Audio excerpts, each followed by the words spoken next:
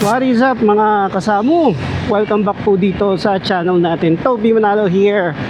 At today we are going up sa Antipolo. Actually sa may Barangay Dalig. Pupunta tayo sa Sim Mitsukoshi, kung saan tayo ay magpapa PMS. Yes guys, ang ating unang PMS 500 kilometers. So hindi pa natin ito napapasilip, kaya naman dadali natin doon ngayon. Actually kaya ko naman tong i-PMS kung change oil lang naman, change engine oil, change gear oil, linis ng filter and all, kaya naman natin gawin yun.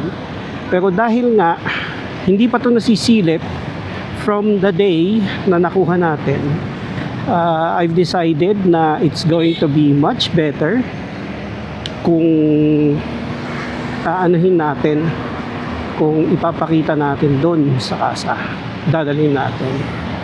Dikdikan sila dikdikan. Ayan, ayaw patalo nung itim, yan yung kanina doon Yon, kaya pupunta tayo ngayon doon sa taas. And papasilip natin, tingnan natin kung may mga kailangan i-adjust from factory settings or everything is good. Then yung mga succeeding change oil and check up, tayo na ang gagawa kung simpleng change oil lang naman. Right? Sama ko kayo doon. Pero bago yon, syempre magpapagas muna ako dahil pumupula-pula at pumipitik-pitik na ang ilaw ng ating so kailangan na natin magpasalin. Doon tayo sa Uni Oil kung saan mataas ang discount.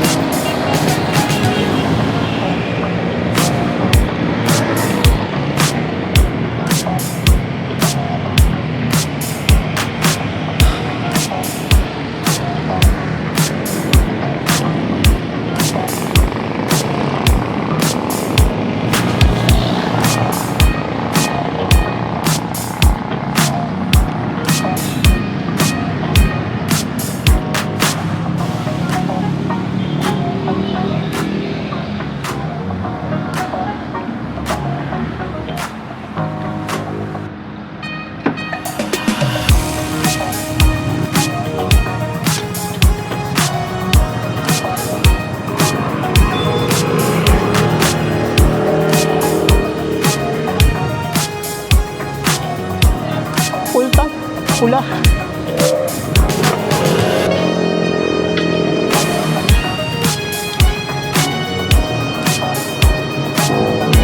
Okay na.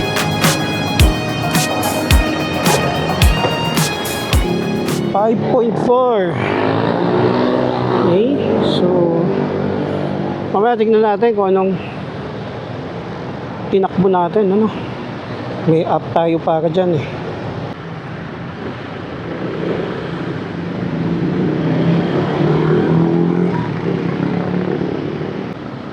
Okay, so ganun pa rin yung ating fuel consumption, guys.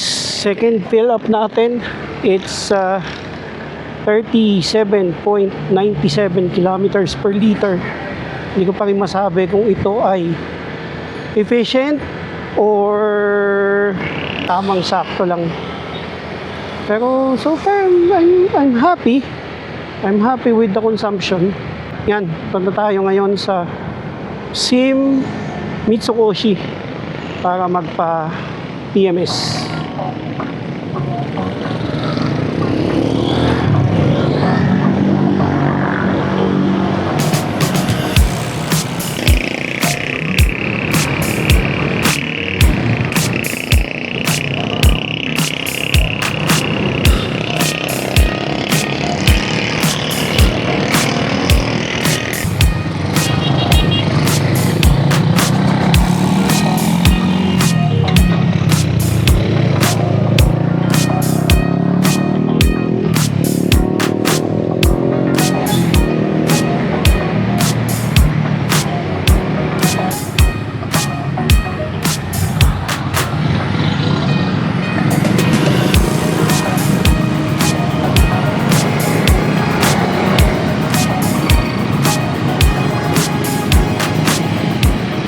Yun na guys, yung pala sa side na to. Sorry.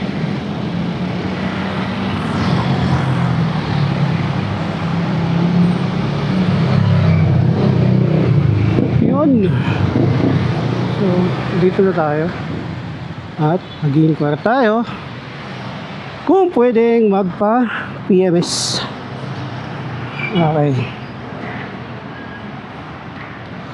Check lang muna natin.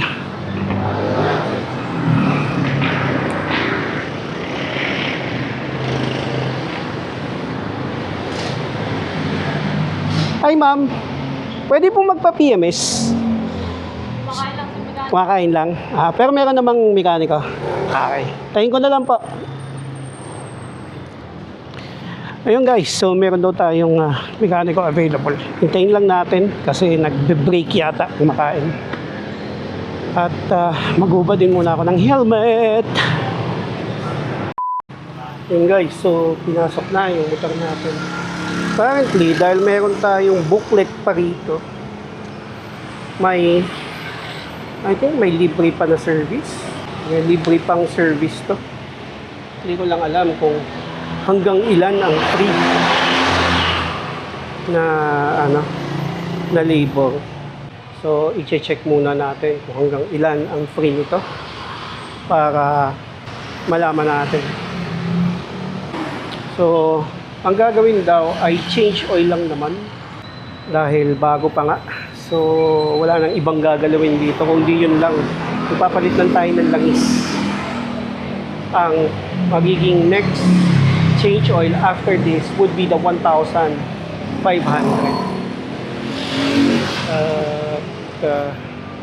Yun lang. So, hintayin lang natin siguro yung matapos sa kanyang break at goods na tayo.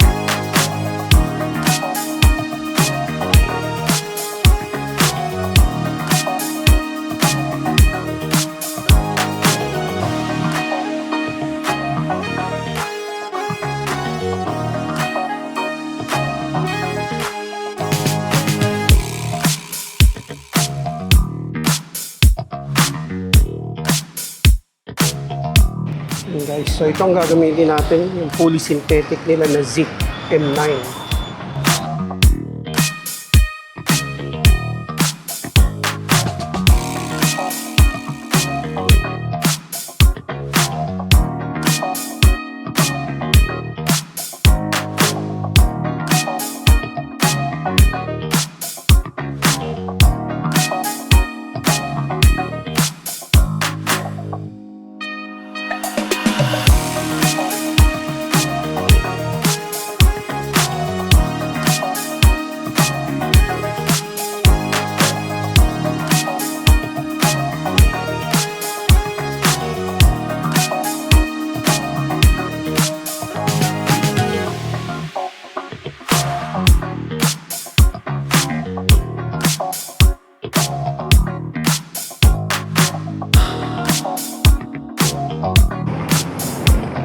Okay guys, so tapos na tayo.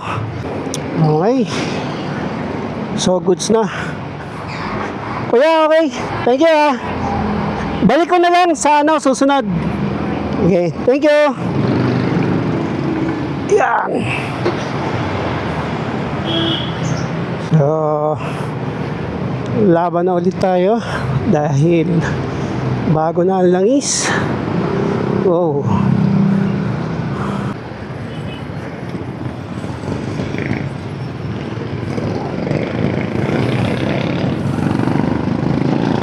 Yan.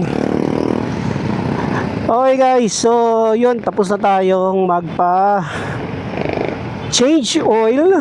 PMS 500 kilometers, actually 396.1 kilometers pa lang ang tinatakbo ng ating Euro Samurai. And pina-change oil na natin para at least kahit pa paano yung susunod na change oil na po problemahin natin. So ganito ang sistema pala ng Euro Motors guys, no. So meron silang booklet kasi, service booklet na pinamimigay. It consists of 8 service maintenance na libre siya guys. Libre ang labor, and every time na magpapaservice ka within that mileage yung tinakbo ng motor nyo, libre siya, ibabawas lang dun sa service booklet. So ang intervals niya is 500 kilometers, yun yung binigay natin ngayon, and then 1,500 kilometers, 2,500 kilometers, 4,000, 6,000, 8,000, 10,000 at saka 12,000. So maganda yung sistema nila ha. Dun sa big bike natin, ilan lang ang libre? Parang 3 lang yata o 4 lang na PMS ang libre. The rest may bayad na tayo. Pero same naman hanggang 10,000 kilometers. No, this one pala is hanggang 12,000. Itong Samurai natin hanggang 12,000. Kaya I think it's okay na rin. Tapos isa lang naman ang kakainin na consumables ito, yung langis. So I think it's good. And then after that, syempre mag-aabot ka na lang dun sa mechanic na nag-service sa'yo. Shoutout pala kay Cyril. Hindi ko alam kung anong pagkaka-spelling na Cyril mo. Kung kagaya ba ni Sai. Pero Cyril, shoutout yung mechanic dito sa may Sim Mitsukoshi dito sa may Dalig, Barangay Dalig. Yan. So ayos naman ang service ni Kuya, mabilisan. Tapos kwento rin, bigay-bigay din siya ng mga tips kung ano yung mga siniservice nila. Isang langis lang ang ginain natin. Ang hindi ko lang sure kung yung bang langis na binigay sa atin, the Zik M9 ay pang scooter. Although yun lang yung fully synthetic, Pero sabi niya, pwede naman daw yun daw ang ginagamit nila sa scooter. We'll see kung anong mangyayari. Pero, pero, the good thing about it is that nakapagpa-change oil na tayo. So, I think, pwede na tayong tumakbo ng medyo mabilis-bilis. Mas mataas ng konti sa 40 kilometers per hour. Yun.